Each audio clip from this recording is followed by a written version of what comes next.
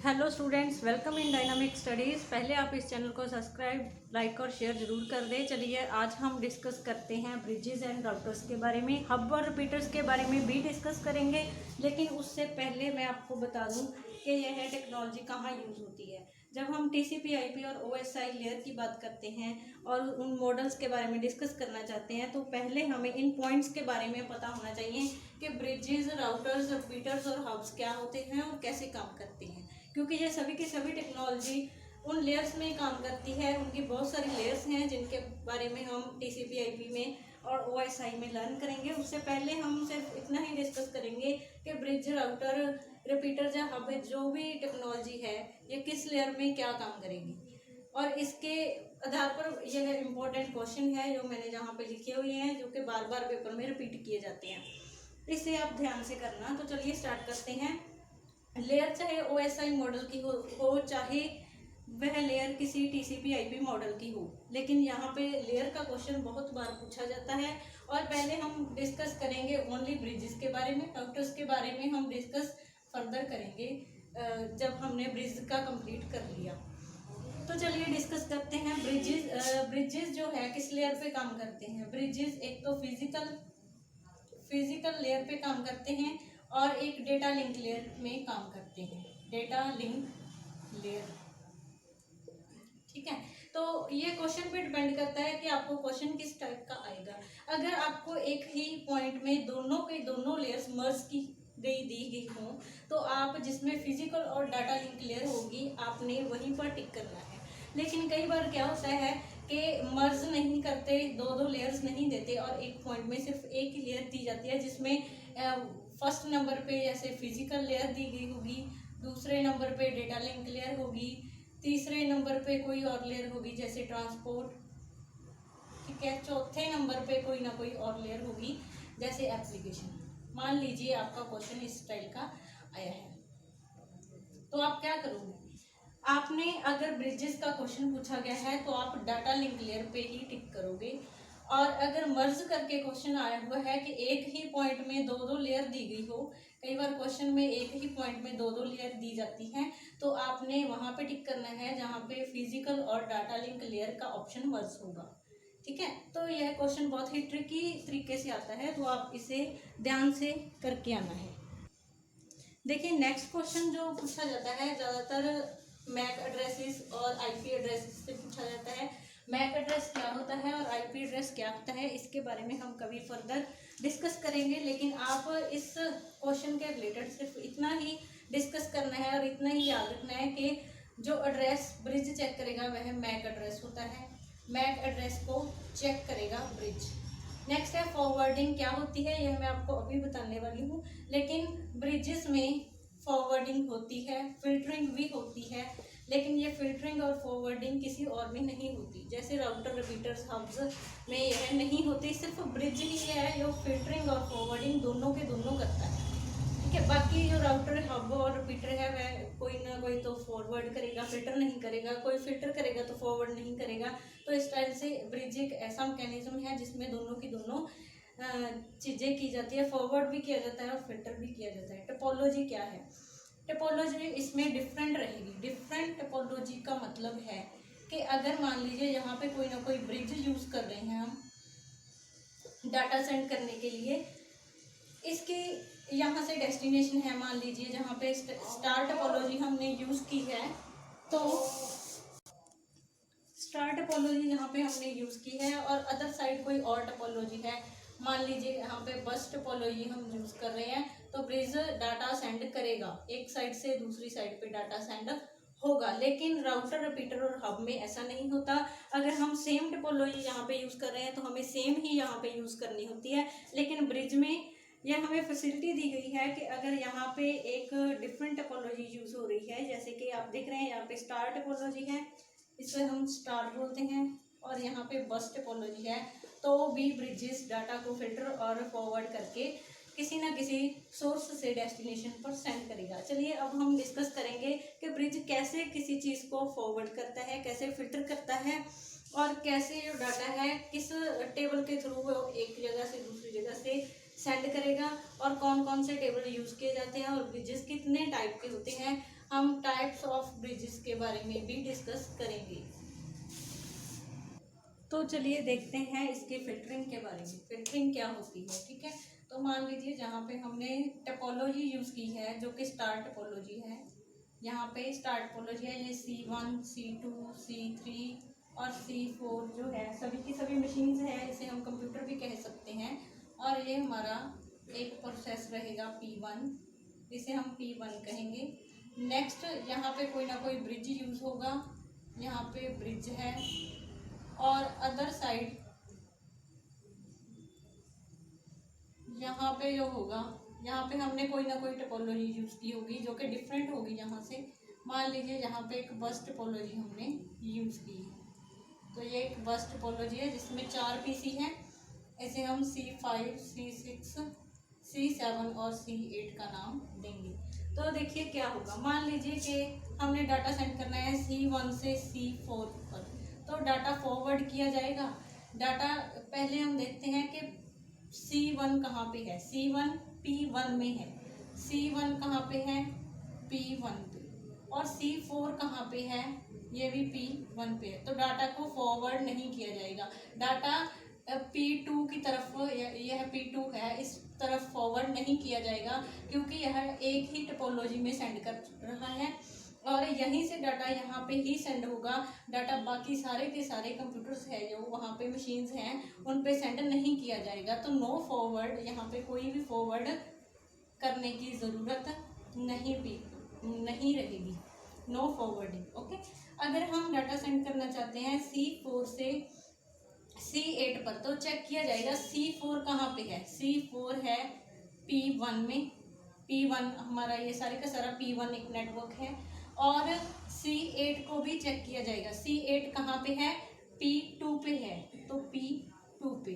तो यहाँ ऐसे टेबल क्रिएट किया जाता है।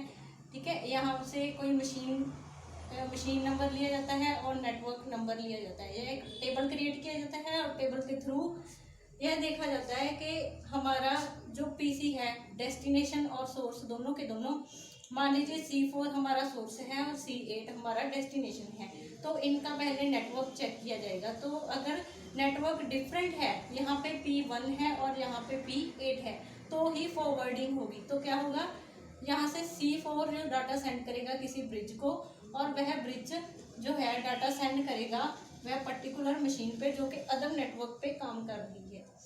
तो ऐसे ब्रिज ऐसे फॉरवर्ड करता है, तो यहाँ पे फॉरवर्डिंग की ज़रूरत पड़ेगी। तो यहाँ पे मैं लिख देती हूँ यस फॉरवर्डिंग।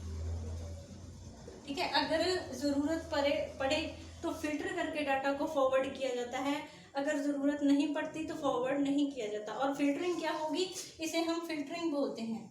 यहाँ से नेटवर्क को चेक किया जाता है, यहाँ से फिल्टरिंग होती है। और फॉरवर्ड का मतलब है कि फिल्टरिंग के बाद अगर ज़रूरत पड़े तो डाटा फॉरवर्ड किया जाएगा। कैसे फॉरवर्ड किया जाएगा, एक नेटवर्क से किसी ब्रिज को किया जाएगा और वह ब्रिज किसी दूसरे नेटवर्क में डाटा फॉरवर्ड करेगा। अगर हमारा नेटवर्क एक ही है तो हमें फॉरवर्डिंग की ज़रूरत नहीं पड़ती क्योंकि फिल्टरिंग हो जाती है, और फिल्टरिंग की वजह से डाटा एक ही नेटवर्क में होता है तो डायरेक्टली सेंड किया जाता है, फॉरवर्डिंग की ज़रूरत नहीं पड़ती। तो चलिए नेक्स्ट हम डिस्कस कर लेते हैं ब्रिजेस की टाइप के बारे में। ब्रिजेस 2 टाइप्स के होते हैं, पहला होता है स्टैटिक ब्रिज होता है, और दूसरा जो होता है डायनामिक ब्रिज होता है। इसमें क्या फ़र्क है वह भी हम इस वीडियो में लर्न करेंगे, लेकिन उससे पहले हम स्टैटिक ब्रिज के बारे में देखते हैं। स्टैटिक ब्रिज क्या होता है, देखिए जैसे हमारे पास मैक एड्रेस होगा, सभी मशीन्स का हमारे पास मैक एड्रेस होगा।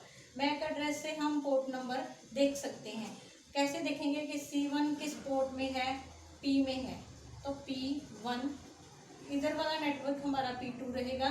तो यह 4 पीसी है जो कि P1 के अंडर आते हैं, तो हम यहाँ पे इनका एक टेबल बना देंगे। यहाँ पे हम P1 के नाम से इन चारों मशीनों को देख लेंगे। नेक्स्ट जो नेटवर्क P2 रहेगा, इसमें नेक्स्ट 4 मशीन्स आ जाएंगी और इस टेबल को भी हम P2 की एंट्री देके इसको पूरा कर लेंगे। और यह काम कौन करता है, स्टैटिक ब्रिज में यह काम टेबल एंट्री कौन करता है, टेबल एंट्री कौन करेगा, एडमिनिस्ट्रेटर करेगा।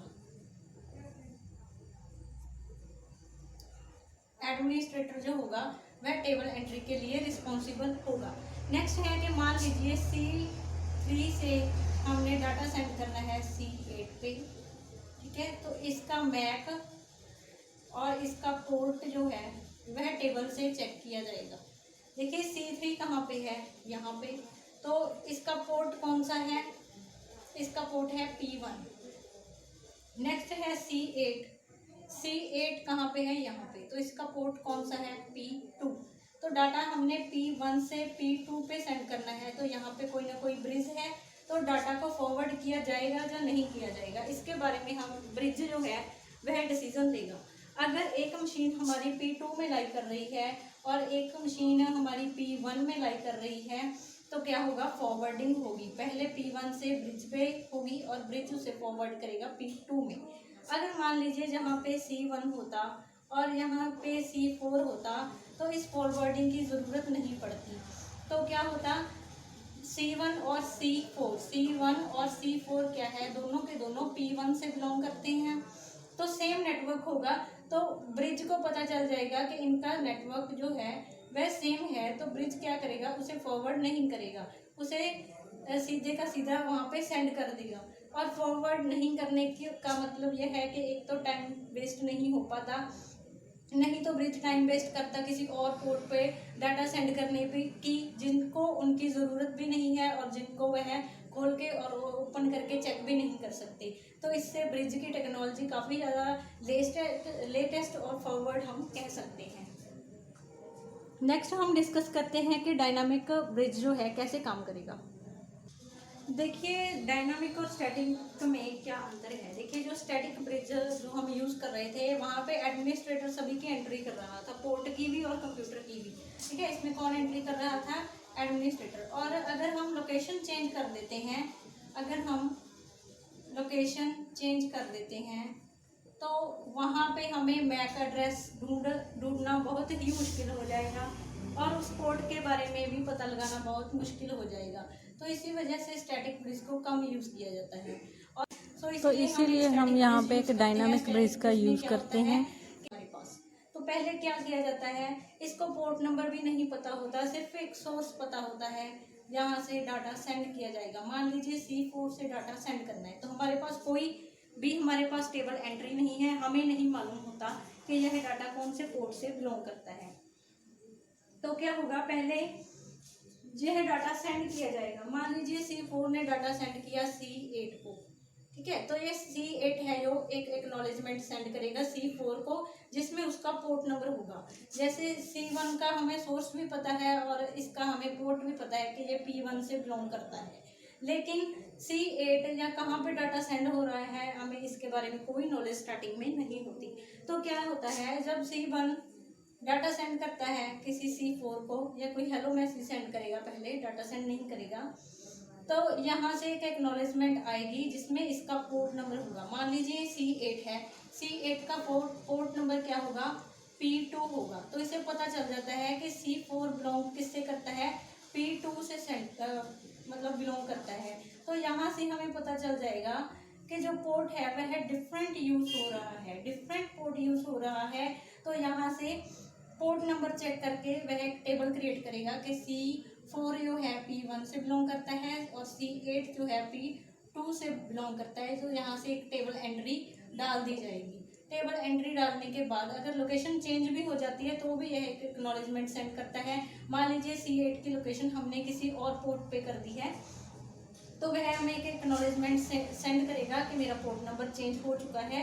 तो डायनामिक में ऐसी कोई भी प्रॉब्लम नहीं आती कि लोकेशन के चेंज होने के बावजूद भी हम अपना डाटा सक्सेसफुली सेंड कर सकते हैं। तो क्योंकि इसमें टेबल जो है डायनामिक है, बार बार चेंज होता रहता है, हम इसे चेंज आसानी से कर सकते हैं क्योंकि पोर्ट नंबर के बारे में बार बार हमें एक्नॉलेजमेंट सेंड की जाती है। तो यहाँ से पोर्ट नंबर पता चल गया और ब्रिज अपना सेंस करेगा कि इसको फॉरवर्ड करना है या नहीं। अगर पोर्ट अलग अलग यूज़ हो रहे हैं, डिफरेंट पोर्ट पे काम हो रहा है, तो ऑब्वियस है कोई ब्रिज है, P1 यहाँ पे है, P2 यहाँ पे है, तो फॉरवर्डिंग होगी।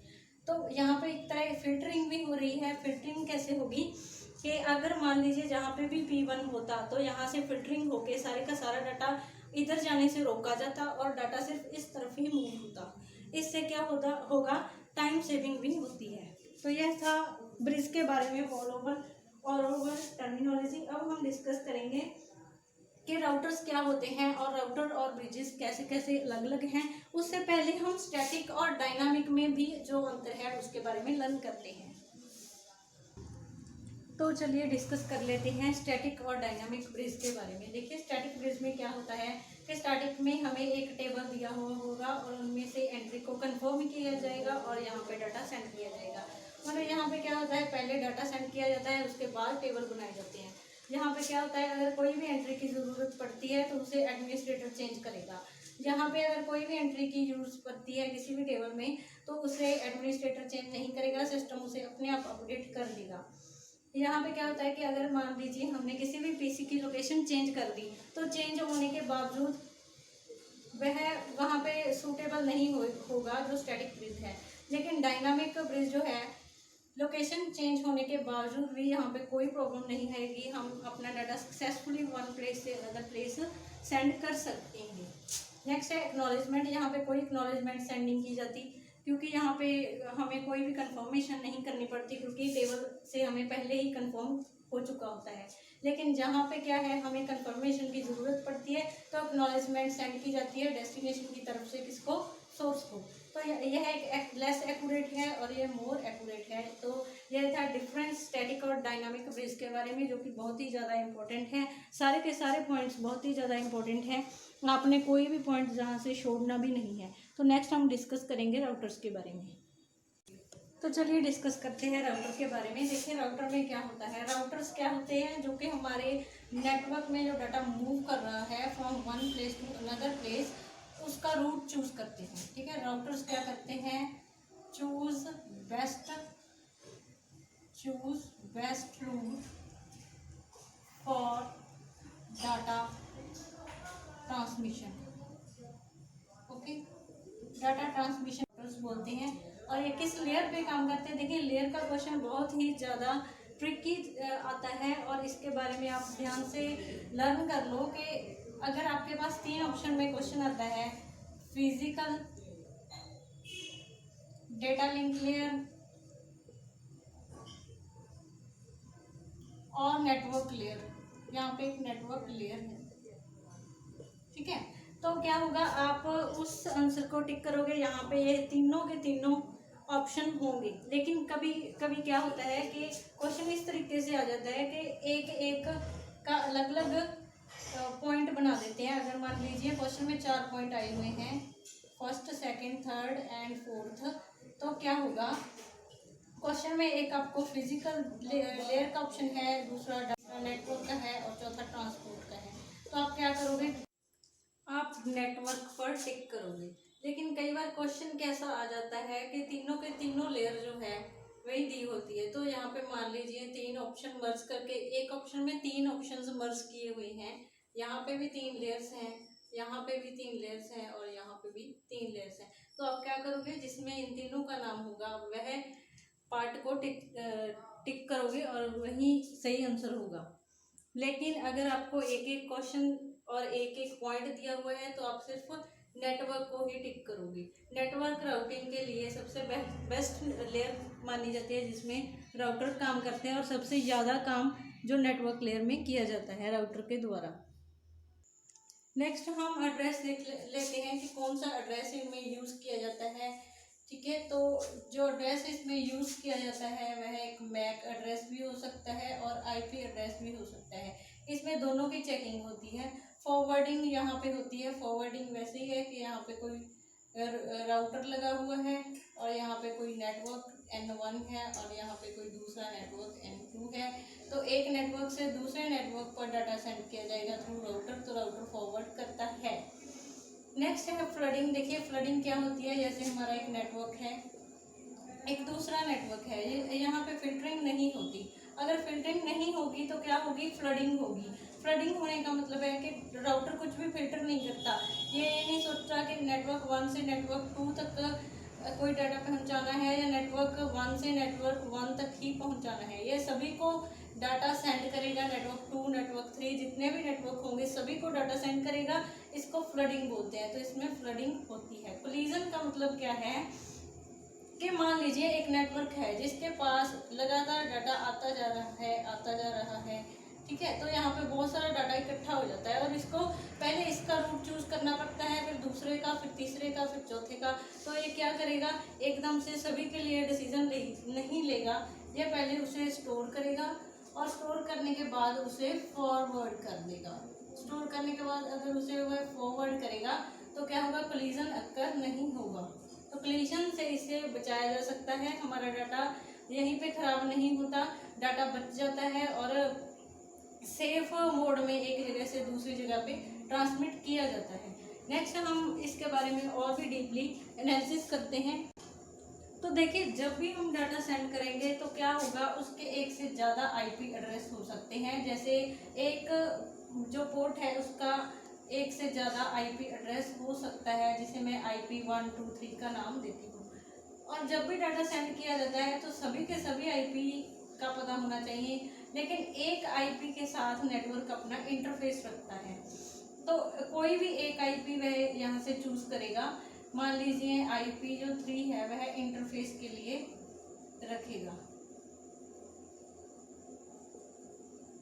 इंटरफेस का मतलब यह है कि मान लीजिए एक नेटवर्क है और यहाँ पे राउटर लगा हुआ है और यहाँ पे एक नेटवर्क 2 है।